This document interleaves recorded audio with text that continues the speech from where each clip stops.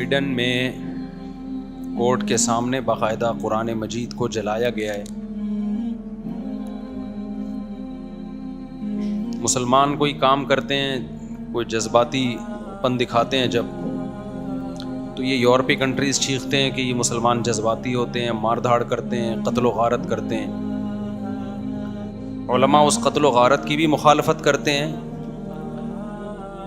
لیکن جو چیز فساد کا ذریعہ بنتی ہے، مسلمانوں کے جذبات برانگیختہ کرنے کا ذریعہ بنتی ہے، وہ چیز بھی غلط ہے۔ دیکھو اسلام نے حکم دیا وَلَا تَسُبُّوا الَّذِينَ يَدْعُونَ مِن دُونِ اللَّهِ فَيَسُبُّوا اللَّهَ عَدْوًا بِغَيْرِ علم، کہ تم ان کے جھوٹے خداؤں کو برا بھلا مت کہو، ورنہ یہ بھی تمہارے خدا کو برا بھلا کہیں گے۔ حالانکہ اسلام ان کے خداؤں کو جھوٹا کہہ کے بھی کہہ رہا ہے کہ ان کو برا بھلا مت کہو۔ قرآن میں الحمد سے لے کے والناس تک کتنی جگہ بت پرستی کی مخالفت ہے کہ بتوں کی عبادت مت کرو، لیکن پھر بھی قرآن کہہ رہا ہے اس طرح سے رد مت کرو کہ یہ تمہارے خدا کو برا کہیں۔ تو آپ بتائیے، جو مذہب کسی دوسرے مذہب کا مذاق اڑانے کی اجازت نہیں دے رہا، اس کے باطل ہونے کے باوجود کہہ رہا ہے اس طرح سے رد مت کرو کہ وہ تمہارے خدا کو یا رسول کو برا بھلا کہنا شروع کر دیں، تو وہ مذہب کتنا پیسفل ہوگا اور وہ کتنا لوگوں کے جذبات کا خیال کر رہا ہے۔ اور ان لوگوں کو آپ دیکھیں کہ آزادی کے نام پہ، ہیومن رائٹس کے نام پہ کس طرح مسلمانوں کے جذبات سے کھیل رہے ہیں۔ ہم یہ مانتے ہیں کہ یہ قرآن کس کی کتاب ہے؟ اللہ کی کتاب۔ تو جس خدا کو ہم اللہ مان رہے ہیں اور کریٹر مان رہے ہیں اور ہمارے ایمان کا حصہ ہے، اس پہ ہم جان دینے کے لیے تیار ہیں، تو ہم یہ برداشت کر لیں گے کہ اس خدا کے کلام کو ہماری نظروں کے سامنے جلایا جائے؟ یہ برداشت کر لیں گے ہم کیا؟ یہ کوئی جھوٹے مذہب کا ماننے والا تو برداشت کر لے گا جس کو اپنی کتاب کے اللہ کی کتاب ہونے کا یقین نہ ہو۔ اس کی میں آپ کو ایک مثال دیتا ہوں۔ دیکھو کوئی شخص آپ کے سامنے آپ کے باپ کو مار پیٹ رہا ہو اور آپ چپ کھڑے ہوئے تماشا دیکھ رہے ہیں، تو لوگ کیا کہیں گے؟ یا تو یہ آدمی بالکل بے غیرت ہے، غیرت ہے ہی نہیں اس میں، یا یہ کنفیوژن میں ہے کہ یہ اس کا باپ ہے بھی یا نہیں ہے۔ ایسا ہی ہے نا کہ پتہ نہیں، ہو سکتا ہے یہ میرے والد نہ ہو، ان کی شکل کا کوئی آدمی ہو اور میں خام اس جنگ میں کود پڑوں اور یہ بعد میں پتہ چلا کہ یہ میرے ابا نہیں ہے۔ ہم اگر کنفیوژن میں ہوتے ہیں نا کہ یہ کتاب قرآن اللہ کی ہے یا نہیں ہے، تو ہمارے جذبات مشتعل نہ ہوتے کہ میرے بھائی ہمیں چڑھتے سورج کی طرح اہل اسلام کو، اہل ایمان کو یقین ہے کہ یہ کلام کس کا کلام ہے؟ اللہ کا، اور محمد صلی اللہ علیہ وسلم کس کے پیغمبر ہیں؟ اللہ کے۔ اور یہ دلائل کی دنیا میں ہم اس کے قائل ہیں، کیونکہ ہم نے تو اسلام میں پیدا ہوئے ہیں، ہم نے تو اسلام کو اپنی آنکھوں سے دیکھا ہے۔ یورپین کو کیا پتا اسلام کیا ہے؟ وہ تو پیدا عیسائیت میں ہوئے، کوئی ہندو گھر میں پیدا ہوا، کوئی ایتھیسٹ کے ہاں پیدا ہوا۔ ہم تو پیدا کس میں ہوئے ہیں؟ اسلام میں۔ ہم نے تو اسلام کا حسن اپنی آنکھوں سے دیکھا ہے۔ ہم نے فجر کی نماز دیکھی، ہم نے ظہر کی نماز دیکھی، ہم نے عصر دیکھی، ہم نے مغرب دیکھی، ہم نے عشاء دیکھی، ہم نے رمضان دیکھا، ہم نے حج دیکھا، ہم نے زکوٰۃ دیکھی، ہم نے صلہ رحمی دیکھی اسلام میں۔ یہ تمام باتوں کا ہمیں کون حکم دیتا ہے؟ قرآن۔ تو قرآن کی صداقت، لا تقربوا مال الیتیم، یتیم کے مال کے قریب بھی مت پھٹکو، یہ 1400 سال پہلے کون کہہ رہا ہے؟ قرآن کہہ رہا ہے۔ لا ترثوا النساء، لا یحل لکم ان ترثوا النساء کرہا، اے ایمان والو تم عورت کے مال زبردستی نہیں کھا سکتے۔ یہ ویمن رائٹس 1400 سال پہلے کون بیان کر رہا ہے؟ قرآن بیان کر رہا ہے۔ انما الخمر والمیسر والانصاب والازلام، جوا اور شراب حرام ہے، ہم جوا نہیں کھیلتے، ہم شراب نہیں پیتے۔ یہ کون کہہ رہا ہے؟ یہ قرآن کہہ رہا ہے۔ ہم زنا نہیں کرتے۔ کیا زنا مشکل کام ہے اس زمانے میں؟ بتاؤ، کتنا آسان ہو گیا۔ میجورٹی مسلمانوں کی زنا نہیں کرتی، وہ نکاح کرتی ہے، پوری زندگی بیوی سے وفا کرتی ہے۔ یہ کس کے کہنے پہ ہو رہا ہے؟ تو جو مسلمان قرآن کے کہنے پر اتنے بڑے بڑے کام کر رہا ہے، تو کیا وہ کنفیوز ہوگا کہ یہ پتہ نہیں اللہ کا کلام ہے بھی یا نہیں؟ اگر وہ کنفیوژن کا شکار ہوتا تو اتنی قربانی دیتا؟ تو یورپین اقوام کو یہ بات سمجھنی چاہیے کہ مسلمان کی نظر میں قرآن کا جلانا ہلکا معاملہ نہیں ہے۔ اس سے دنیا کا امن تباہ، کیا بیڑا غرق ہو جائے گا امن کا۔ مسلمان آرام سے نہیں بیٹھے گا، اور وہ ہمارے ہم نہیں بد امنی پھیلانے کے قائل ہیں۔ ہم تو وہ جو واقعہ ہوا تھا توہین رسالت کے مرتکب کو جو توہین توہین تو اس بیچارے نے کی بھی نہیں تھے جو اسٹیکر پھاڑ دیے تھے اس نے, اس کو مسلمانوں نے غلط کیا, اس کو قتل کرنا بنتا نہیں تھا. لیکن جیسے یہاں جذباتی لوگ ہیں, ہم ان کو جذباتیت سے روک رہے ہیں کہ دنیا میں بدامنی مت پھیلاؤ, تو یہ یورپین اقوام کی بھی ذمہ داری بنتی ہے کہ اس جذباتیت پہ آپ بھی کیا کریں, کنٹرول کریں, ورنہ نہ معاملہ ہمارے ہاتھ میں رہے گا نہ آپ کے ہاتھ میں رہے گا. ہٹلر نے جنگ کا آغاز کیا تھا نا, وہ بھگتنا ساری دنیا کو پڑا ہے, تو غلطی کس کی تھی؟ ہٹلر کی تھی کہ نہیں تھی؟ خدا کی قسم اس سے بڑی جنگ دنیا میں چھڑ سکتی ہے اگر اس طرح سے قرآن کو جلایا جاتا رہا اور محمد صلی اللہ علیہ وسلم کی توہین کی جاتی رہی, اور اس جنگ کے ہم ذمہ دار نہیں ہیں. ہم تھوڑی کہتے ہیں لوگوں سے کہ لڑو اور اس طرح قتل ہو, ہم تو کہتے ہیں بھائی لیگل راستہ اختیار کرو, قانونی راستہ اختیار کرو. تو جب گورنمنٹ کی سرپرستی میں یہ کام ہو رہا ہوگا تو لوگ لیگل راستے کے لیے جائیں گے کہاں جائیں گے لوگ لیگل راستے کے لیے؟ لوگ پھر ہماری بات سنیں گے کہ امن سے رہو اور پرامن احتجاج, لوگ کہاں سنیں گے؟ تو ہم تو ابھی بھی کہتے ہیں بھائی پرامن احتجاج کرو آپ, لیکن آپ بھی وہ کام کرو کہ دنیا میں امن خراب نہ ہو. مسلمان کسی قیمت پہ بھی پیغمبر کی توہین, قرآن کی توہین برداشت نہیں کر سکتے, ناممکن ہے. یورپین اقوام کو یہ بات سمجھ میں نہیں آ رہی ہے, وہ ٹرائی کر کے دیکھ رہے ہیں کہ ان کو ہوتا کیا ہے. آپ کھیلیں نہیں بھائی ہمارے جذبات سے. ہم کب کہتے ہیں کہ آپ قرآن پہ ایمان لے کر آؤ؟ ہم کب کہتے ہیں کہ آپ محمد صلی اللہ علیہ وسلم کو اللہ کا پیغمبر سمجھو؟ لا اکراہ فی الدین, اسلام کہتا ہے دین میں زبردستی نہیں ہے.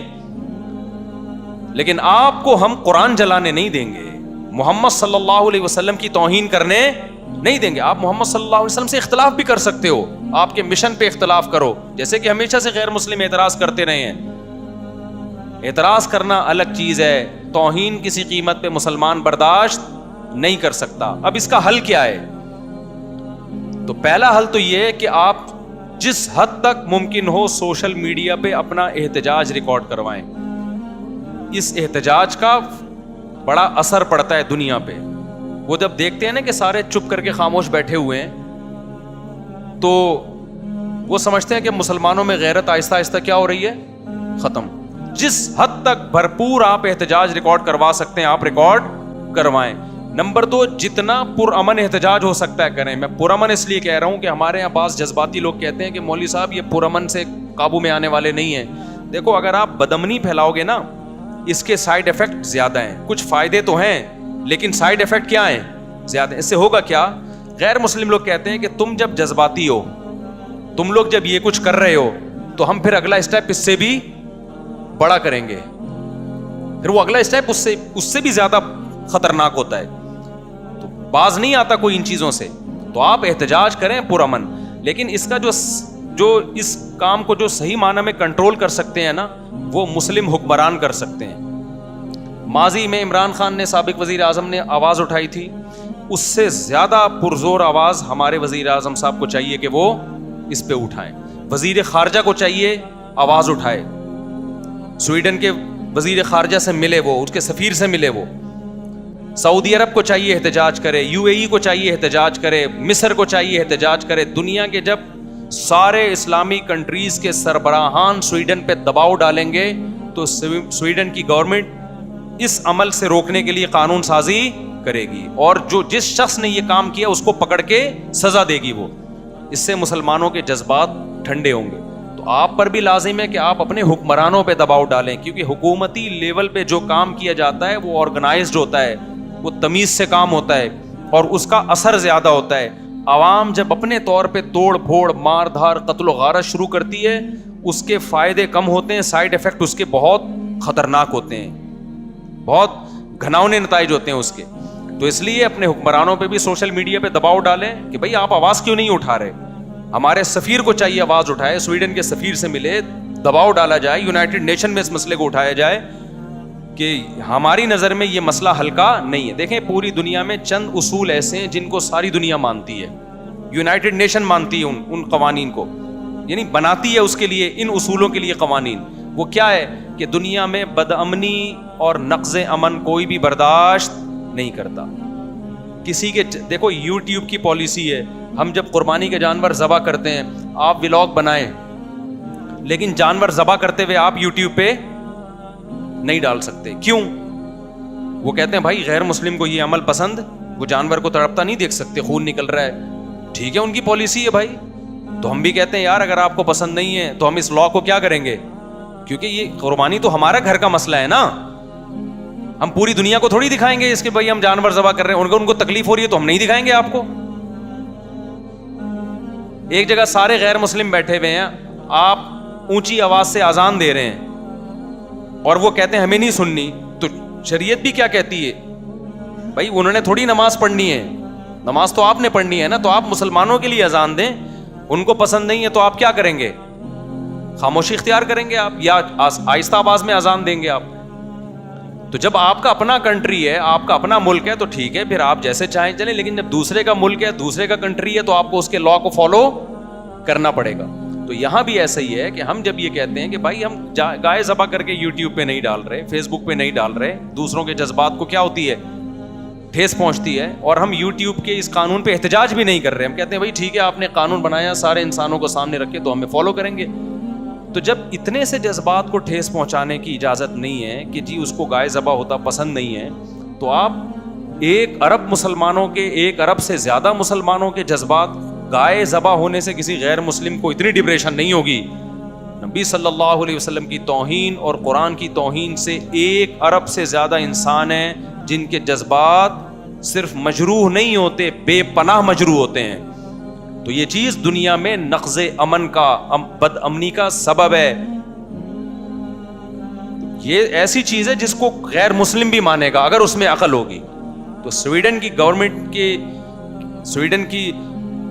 گورنمنٹ کو پر لازم ہے کہ وہ فوراً, جیسے انہوں نے کیا تھا, نیوزی لینڈ نے کیا تھا نا, چند مسلمان قتل ہو گئے تھے, تو کیسے مسلمانوں کا دل جیت لیا نیوزی لینڈ کی گورنمنٹ نے, کتنا پروٹوکول دیا مسلمانوں کو, کہ ایک دہشت گرد نے گھس کے مسجد میں چند مسلمانوں کو قتل کیا.